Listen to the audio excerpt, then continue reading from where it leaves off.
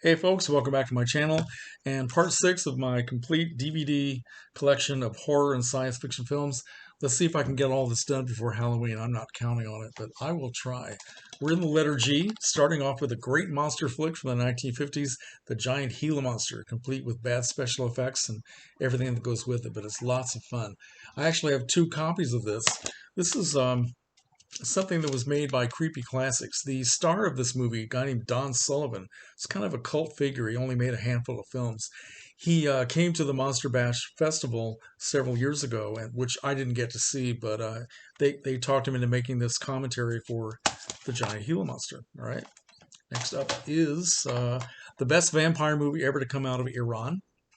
A Girl Walks Home Alone at Night. Highly recommended. Very good film. Black and white cinematography. Very dark and very creepy. Okay. Next up is a science fiction film from the 1950s called Gog, which has a 3D set of 3D glasses. I have 2 sets here, so I can invite a guest. Okay. Interesting little space movie. Next up is Halle Berry and Gothica. I've had this sitting on the shelf for quite a number of years, and I didn't watch it until a couple of weeks ago. Very, very good horror film. Halle Berry is terrific. Kind of a unsatisfactory conclusion to the story, but not completely. But Halle Berry is terrific, so highly recommended. Next up is an interesting take on vampires, Grave of the Vampire, starring William Smith as a guy who happens to be the son of a vampire. And he goes looking for his father, who is now a professor at a college, and he wants to kill his father. He's not happy about being a vampire. So, anyway. Next up is Gravity. Sandra Bullock, George Clooney. A terrific, won't really call it a science fiction movie, but it's a great space movie and very impressive. All right. Next up is The Green Slime, a great, cool Technicolor monster film from the 1960s. Robert Horton, Luciano Paluzzi. Very cool monsters. I mean, you got to see these to believe them. So, next up is the first remake of the Chinese film Grudge, the American remake, which is almost as good as the original. Very, very well done. And here is part 2, The Grudge Part 2, which is every bit as good as part 1. Then we get to part 3, which is not as good. Not nearly as good as the first 2. So, anyway, what the hell? You can't have everything right. Here's a classic for you, The Haunting from 1963, directed by Robert Wise, Julie Harris, Claire Bloom, Russ Tamblyn, Richard Johnson. One of the best ghost stories ever made, black and white. I actually upgraded this one to a Blu-ray, but I'm keeping this because it has some extra features that I like, and it's a very good print. Oh, it has been very satisfying. Here's an interesting 2-pack. This is a very serious movie from the 1950s called The Hideous Sun Demon. Okay, very, very straightforward monster movie about a guy who becomes a monster when he gets hit by the sun's rays. And many years later, people involved in this came back and they did this parody. It's the same film, but it has different voiceovers and sound effects and all that to make it funny. And I guess they have a right to make fun of their own movie. This is actually done very well. So, Hideous Sun Demon. Here is a terrific compilation called Horrible Horror, starring from the old days, a guy named Zachary, who was one of the early horror hosts, very popular. I never got to see Zachary when he was on TV, but I knew who he was. And so he comes back and he does his shtick, lots of comedy, and shows a lot of clips from old horror and science fiction films. This is great, great fun to have. Next up is a true classic, Christopher Lee, Horror of Dracula. This is where his vampire career got started, and what can I say? This movie is wonderful. All right, next up is an Al Adamson classic. I'll put that in quotes. Horror of the Blood Monsters, starring John Carradine. So, enough said about that. Here's an interesting modern take on Sherlock Holmes, The Hound of the Baskervilles, starring Peter Cushing as Mr. Holmes, Andre Morel as his assistant, and Christopher Lee is also a co-star. Very well done. Here's an interesting film. Can't really say there's a great film, but it's worth seeing because it has Lon Chaney, it has John Carradine, also some other actors from the golden age. Tom Drake is in it. We have um, yeah, what's her name? Andrea King was in a lot of movies back in the 40s and 50s. Interesting black and white film, all about demonic possession and werewolves, and not done terribly well, but it's absolutely fascinating to watch because of the stars. Okay, next up is a Vincent Price classic, House of Wax. This is a movie everybody likes. Okay, and Vincent Price, once again, this is a movie I can watch 1,000 times and still enjoy it every time.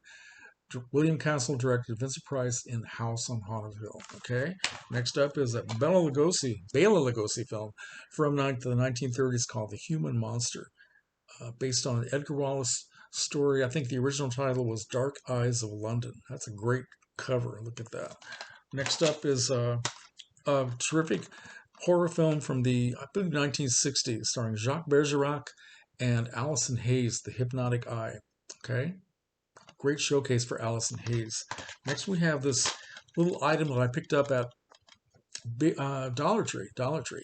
I Am Zozo. I knew nothing about this, and most of these things you pick up at Dollar Tree, these horror films, are usually not that good.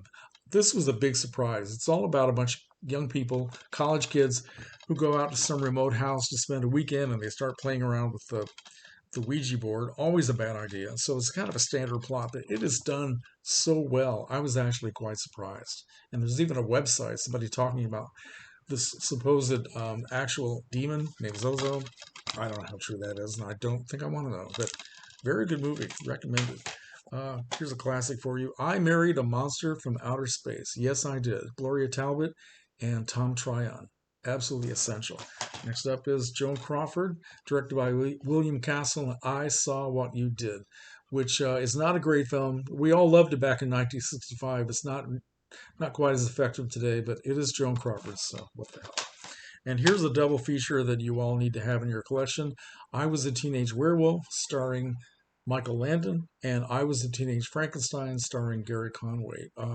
Two of the best American International horror sci-fi movies that came out of the 1950s, and unfortunately, this is sort of a bootleg thing. Very good prints. I'm not complaining. It would be nice if these movies were released on some kind of a really terrific commercial Blu-ray at some point, because they're worth seeing. Another classic for you, The Incredible Shrinking Man, Grant Williams. Can't say enough good about this. It's a wonderful movie, worth seeing. Next up is one of my favorite films. I can't say it's good, but I love it. Ray Dennis Steckler's The Incredibly Strange Creatures Who Stopped Living and Became Mixed Up Zombies, featuring bad musical numbers, bad editing, just about bad everything. But I love this movie. Next up is interesting curiosity really. Incubus, starring William Shatner, 1965 or 66. A very interesting film about demonic possession, witchcraft, all that sort of thing.